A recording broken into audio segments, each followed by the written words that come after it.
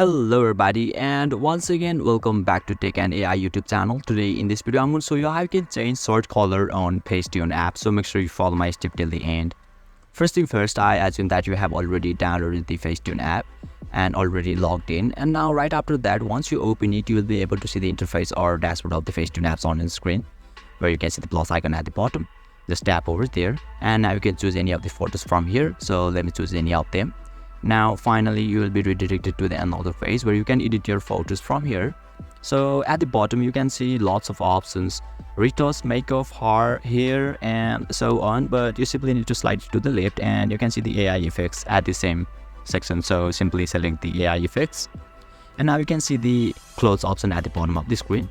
So simply select the clothes option, and now you will be able to change sort color from here successfully. So basically this is how you can change sort color on your FaceTune app, and if you still encounter any issue during this process, feel free to leave a comment and I'll be happy to assist you. If you found this video helpful, please give it a thumbs up, and if you are new to this channel, make sure to hit the subscribe button and set the bell icon to on so that you can stay updated with our latest content.